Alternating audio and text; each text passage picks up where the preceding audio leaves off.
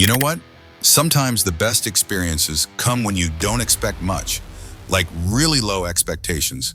And then boom, something hits you out of nowhere and impresses the hell out of you.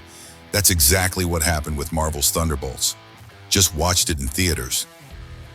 And man, I've got mixed, layered, unexpected thoughts. Let me break them down for you. Here's a quick synopsis. It's the same setup you saw in the trailer. A group of misfits, basically a team of Marvel losers, characters we've seen in bits and pieces before. Each one carrying baggage, flaws, and a big gray area between right and wrong. They're not your shiny superheroes. They're borderline anti-heroes.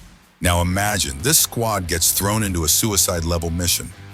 A mission where coming back alive, not part of the plan. And things take a sharp 180-degree turn when a superpowered wildcard enters the game. Hero, villain, you'll have to watch to find out. Now here's the real juice. This film is directed by the guy who made Beef. If you've seen that, you already know the level of storytelling and shot design we're talking about. From the wide-angle shots to the tracking sequences, everything feels visually rich and purposeful. And oh, the background score? From the very first frame, you feel it. It slaps, it sets the tone, and it does not disappoint. But visuals and sound alone don't make a film great. What really holds this movie together? The writing. Let's be real, the story itself, kind of simple. Yeah, it tries to be different, but once you walk out of the theater, you realize it's not really the plot that got you. What got me? The character interactions, the banter, the chemistry, the chaos. We've seen big Marvel names like Iron Man, Thor, and Cap roast each other in Avengers. But watching this lineup for the first time, sharing the screen, clashing, bonding, screwing things up and somehow pulling through, that was the fun part. I didn't expect to care, but I did, way more than I thought I would. The movie's got a fast pace from the first scene, no time wasting, no dragging, no endless setup. Okay, except for Sentry, but we'll get to that. Everything else? Snappy, sharp, efficient.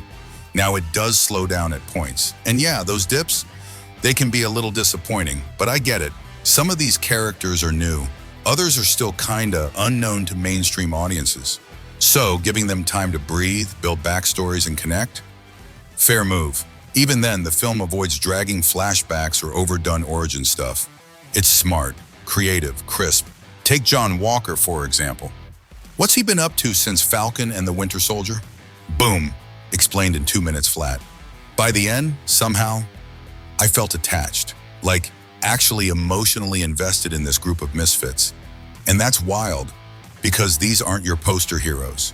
They're broken, flawed, real, exactly like us. So yeah, if you've been missing that old school Marvel charm, you might just get a slice of it here. Don't expect Avengers-level action set pieces.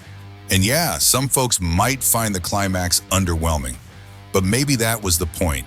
This wasn't about spectacle. It was about setting up a future, laying the foundation for what's coming next.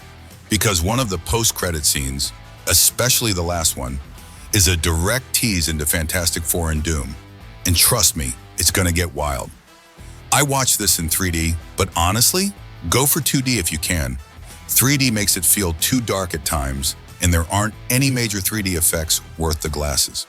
But hey, there's one effect I'd really appreciate. Hit that like button if you vibed with this breakdown. It actually helps. And who knows, maybe we'll talk again after Doom arrives.